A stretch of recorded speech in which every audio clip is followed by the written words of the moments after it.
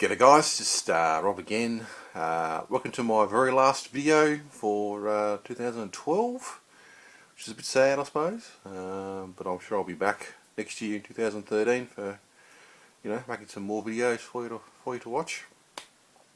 Yeah, so it'll be my sort of end of the month DVD Blu-ray update, because it'll be the 31st of December and tomorrow's the 1st of January 2013. So yeah, I've got a bit of a pile of stuff here.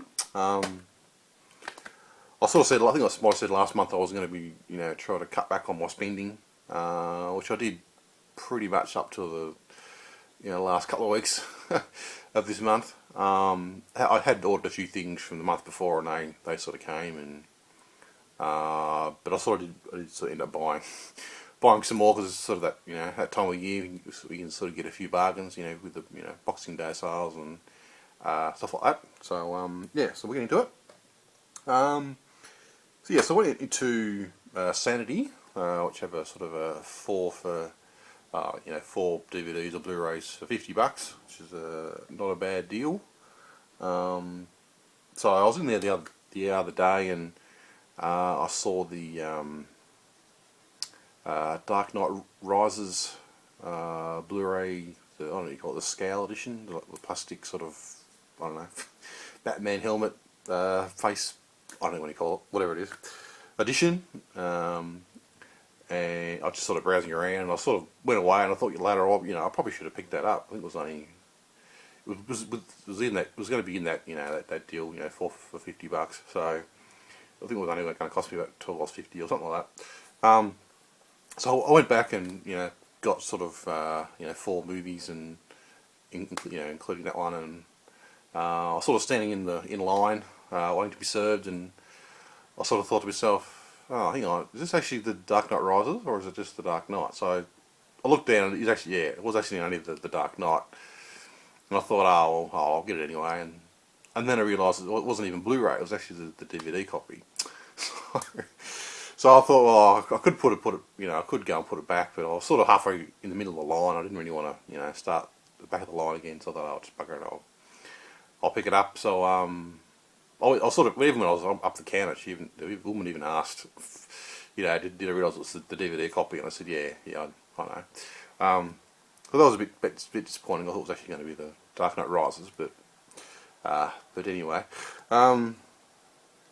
So yeah, I got that.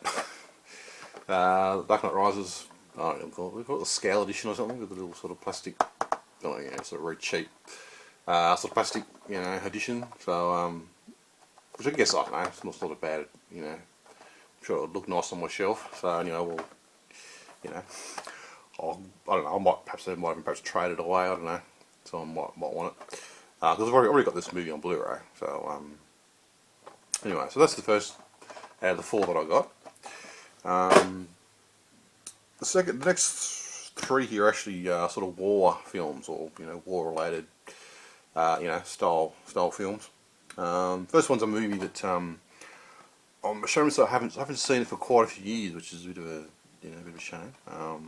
Supposed to be one of the best war films of all time. Of course, I'm talking about Saving Private Ryan, which, as I said before, I haven't sort of watched this movie for quite a few years, and I can't remember necessarily a huge amount about it.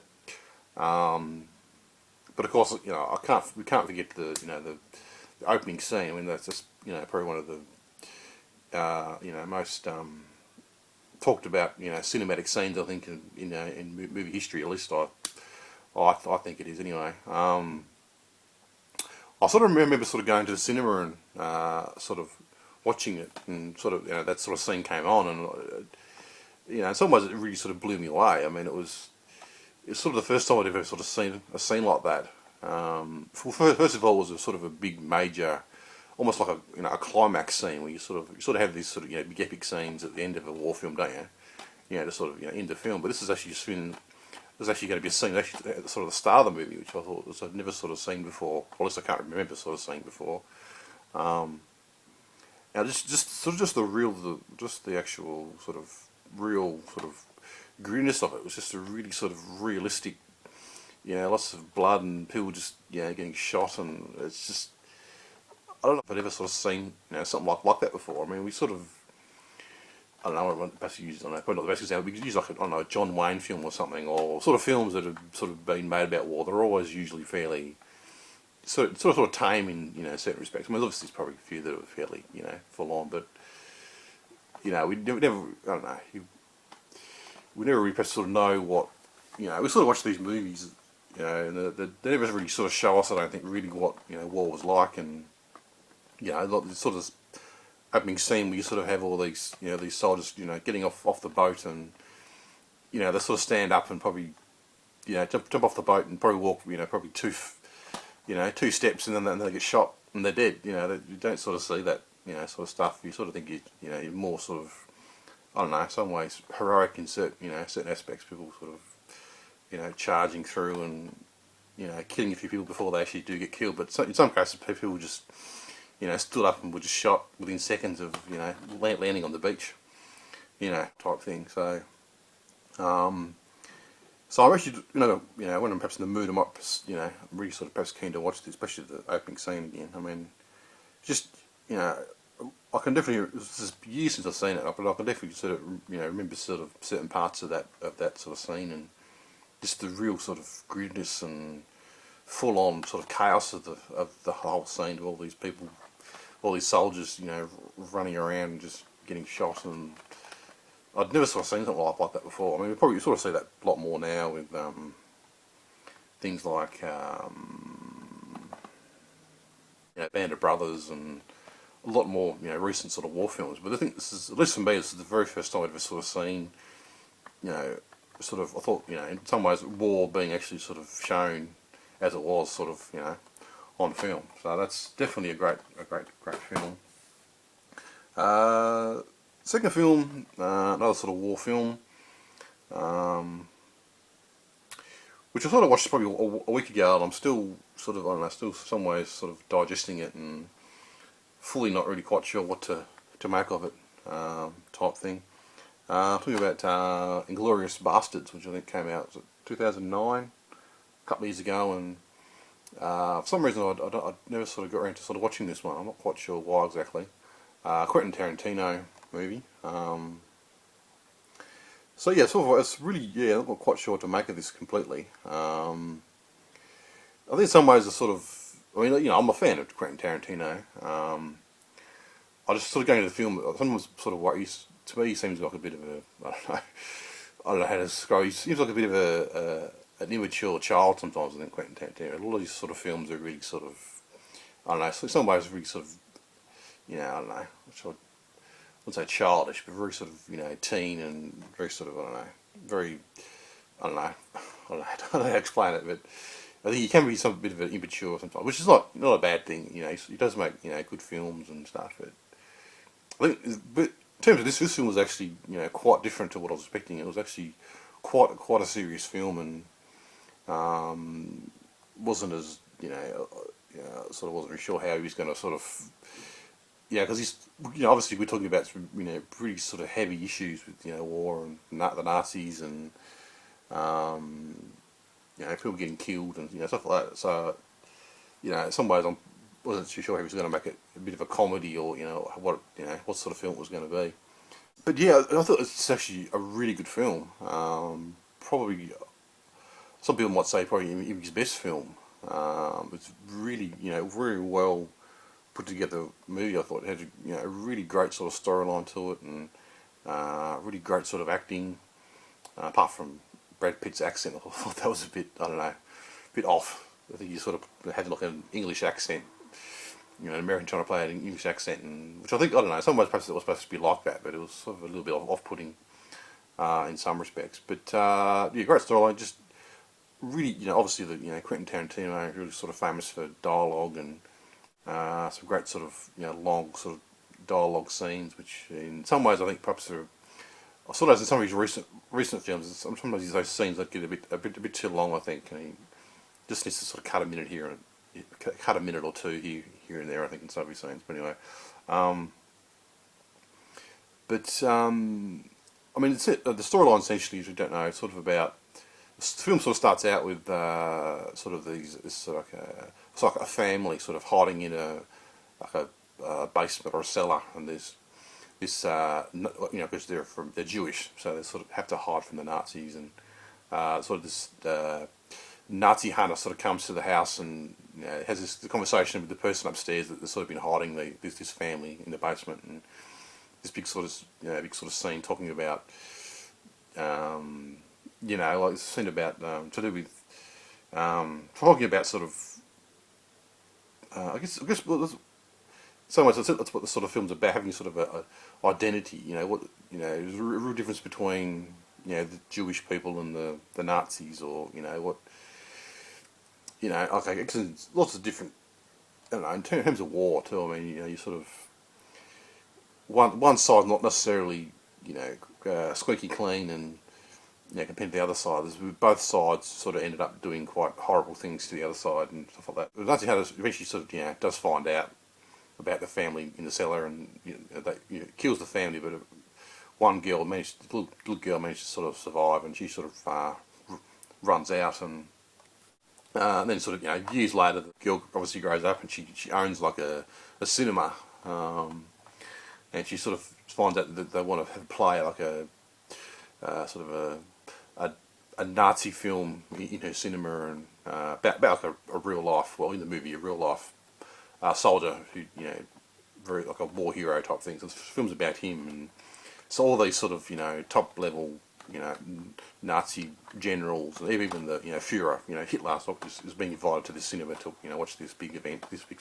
film, and so she sort of decides to burn down lock all the doors and sort of burn down the cinema and kill all these Nazi people. Then you've also got the other side of the film, sort of obviously the Inglourious Bastards, which were like a team, like a team of British soldiers that were sort of kind of like, I don't know, special forces, I suppose, if you can use that expression. Sort of they went and they were went and killed Nazis, in the most pretty horrible ways they could think. So that they sort of find out about this, and they sort of decide to blow up the cinema, for the to get the same end result. But obviously, the woman doesn't know that the Glorious Bastards are going to do it, and the Glorious Bastards don't know that she's going to blow up, burn the cinema down. So they both, because I guess you can't really, go to the owner of the cinema and say, oh, by the way, could you mind if we blow up your cinema type thing? So but that's essentially what the film's about. But I thought it was just a really well made movie, and a lot better than I thought it was going to be, and very very interesting watch. I thought so. That's definitely a good film. Third film is one from. Actually, I thought this movie came out in sort of the mid '90s, but it's actually 1986. This film came out. It's called Good Morning Vietnam.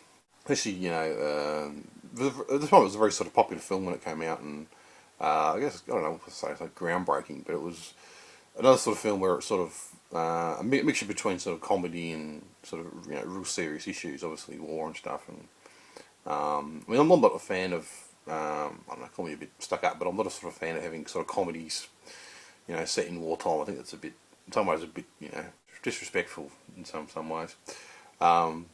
Like that awful bloody Ben Stiller movie, whatever that was called.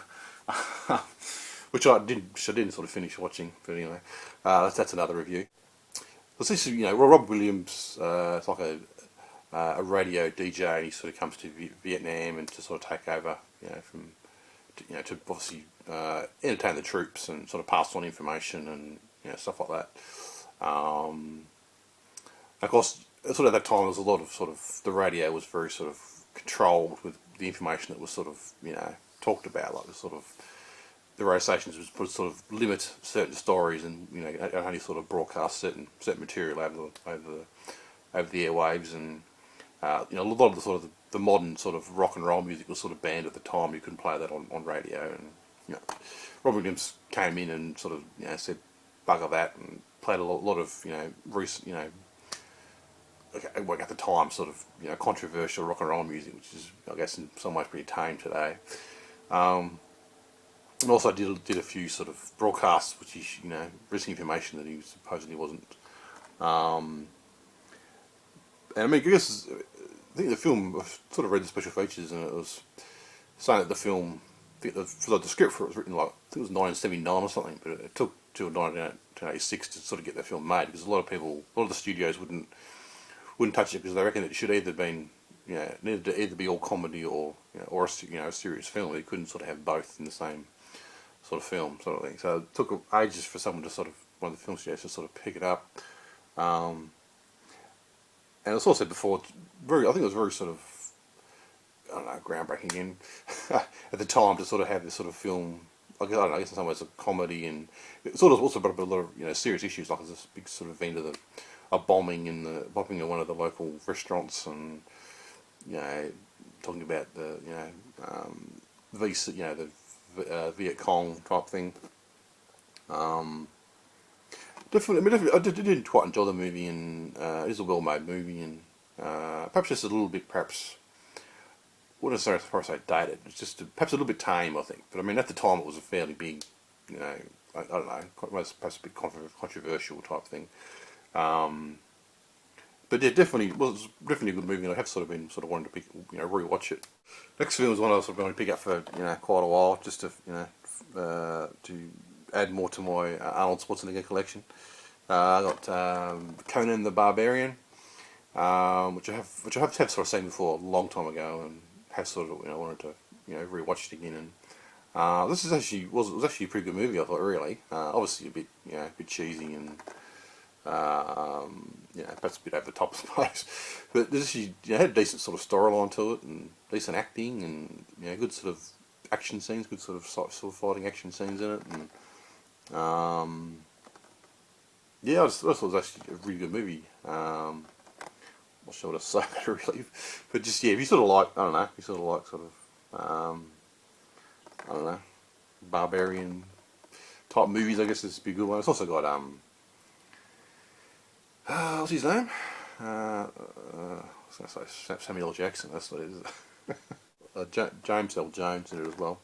That's not wasn't a bad flick. I got finally picked up a copy of Hugo, which probably one of the best films I think of last year that I saw.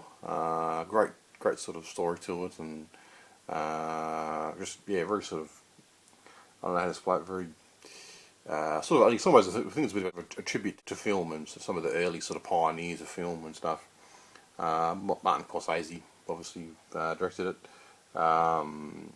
It's not a film that sort of has sort of two parts to it. It's sort of the first half and the second half is sort of I don't know, two different things type thing that sort of come together at the end.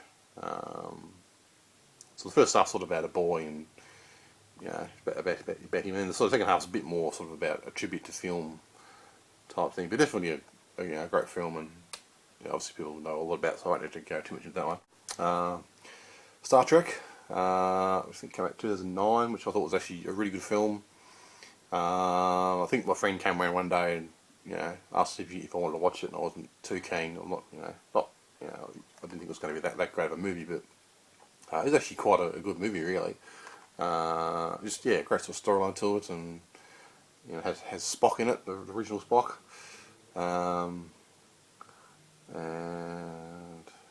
definitely. Pretty sure they're going to make a sequel, I think, at some point. Picked up The Incredible Hulk, which I've never sort of seen before. I had sort of watched the first one with Eric Banner, and it was supposed to be a really bad film. I think I remember watching it for the first time and thinking to myself that's probably one of the worst films I've ever seen. But I did sort of watch it again a little while ago, and actually it wasn't quite as bad as I remember. It wasn't too bad, but that was quite a while ago. So I decided to pick up this one because it's supposed to be obviously the better film. Edward Norton, Liv Tyler, Tim Roth, which I would think probably the first half of the movie I was actually quite enjoying, and was being up to be a pretty decent film. And I think sort of halfway through for me it just got really sort of silly. The whole, I don't know, the army once sort of the army came into it trying to track down.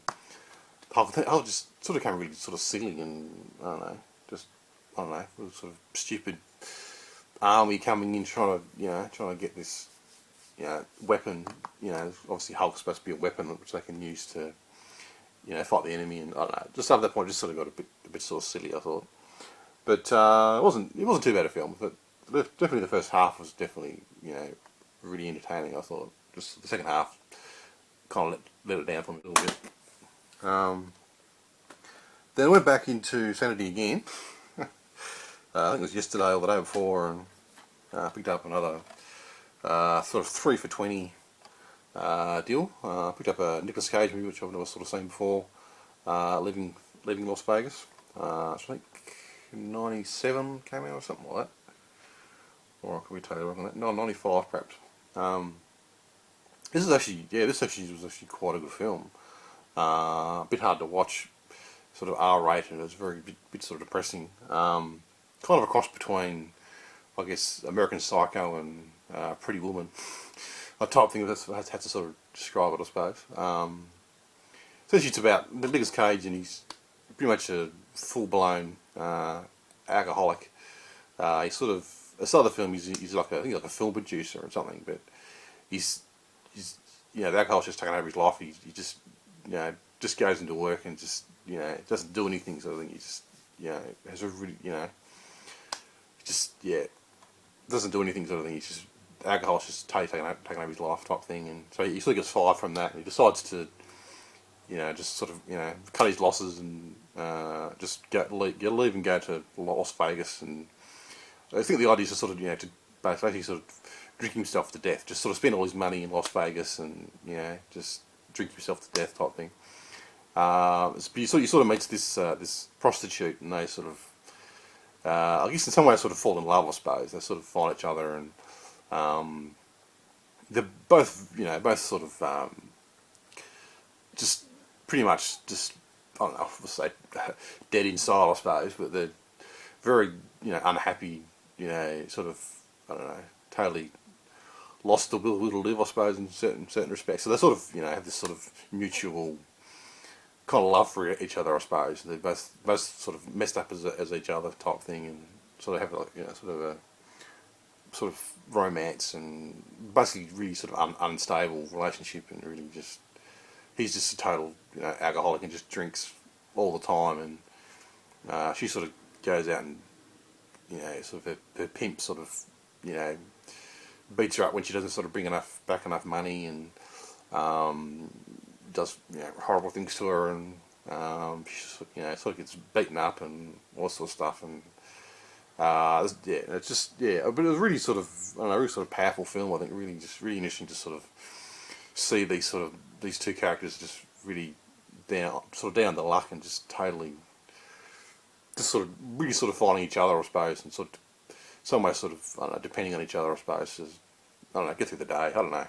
I'm not explaining it very well, but definitely you know, a good. I thought it was a really sort of great film. I think Nicolas Cage, I think he won an Academy Award for his performance, and he's definitely sort of a bit, yeah, I don't know, bit of, you know, there's a lot of people might say sort of fine between being a bad actor and, you know, being over the top, and he's, yeah.